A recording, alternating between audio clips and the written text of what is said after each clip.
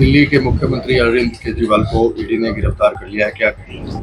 लगातार पिछले कुछ वर्षों में देश की तमाम विपक्ष की प्रखर आवाज़ों को कुचलने के प्रयास जारी हैं और मैं इस कार्रवाई को उसी कड़ी में देखता हूँ। कोई अगर बीजेपी ज्वाइन कर जाए तो उस पे वो ईडी के मुकदमे उसी तरीके से ठंडे बस्ते पे जाते हैं जैसे जब ईडी किसी कंपनी को नोटिस दे और वो कंपनी बीजेपी इलेक्टोरल बॉन्ड में चंदा दे जाए। तो देश में ये सरेआम जांच एजेंसियों का दुरुपयोग चल रहा है। अभी साहब, दिल्ली के मुख्यमंत्री अरविंद केजरीवाल को ईडी ने गिरफ्तार कर लिया है, क्या कहेंगे? देखिए, भारतीय जनता पार्टी की सरकार द्वारा देश के तमाम विपक्षी नेताओं को सरकारी एजेंसियों का दुरुपयोग करके निशाने पे लेने की कार्यशैली कोई नई नहीं है।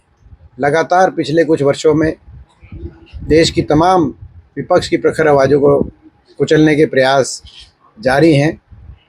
कोई ऐसी पार्टी नहीं बची विपक्ष में और कोई ऐसा मजबूत नेता नहीं बचा विपक्ष में जो भाजपा सरकार के निशाने पर ना हो। और मैं इस कार्रवाई को उसी कड़ी में देखता हूँ, उसी रूप में देखता हूँ।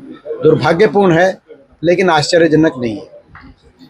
तो लगातार जैसे ईडी विपक्ष के नेताओं को भेजती है तो अगला टारगेट भी बताया जा रहा है कि हरियाणा से कोई नेता हो सकता है। देखिए, ईडी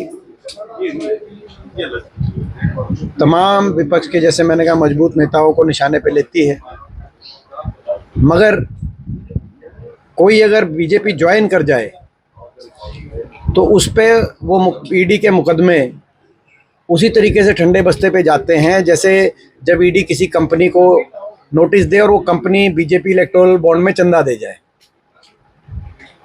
तो कंपनी पे ईडी की कार्रवाई, चंदा दो और अपने कार्रवाई को ठंडे बस्ते में डलवाओ। और राजनीतिक आदमी, कोई विपक्ष का कोई आदमी जो कई जो है कमज़ोर दिल के आदमी, इस तरह से कई उन्हें ज्वाइन करी पीछे बीजेपी, उनके मुकदमे हरियाणा में भी हमारे एक दो साथी बीजेपी में चले गए थे। आदमपुर से एक हमारे विधायक, उन पर मुकदमे बन गए थे काफ़ी। तो वो अपना उसके बाद उनके मुकदमों का पता नहीं चलता। तो देश में ये सरेआम जांच एजेंसियों का दुरुपयोग चल रहा है। बीजेपी ने नारा दे दिया है, आप हमें दो चंदा, हम आपको देंगे कारोबार और धंधा, और यदि आप नहीं देते चंदा तो हम देंगे आपको ईडी का फंदा। ये कारोबार, ये बीजेपी का एक नारा देश में बीजेपी ने दिया है। इस नारे के आधार, जनता इस नारे को कितना के आधार पे कितना बीजेपी का साथ देती है, कल बताएगा।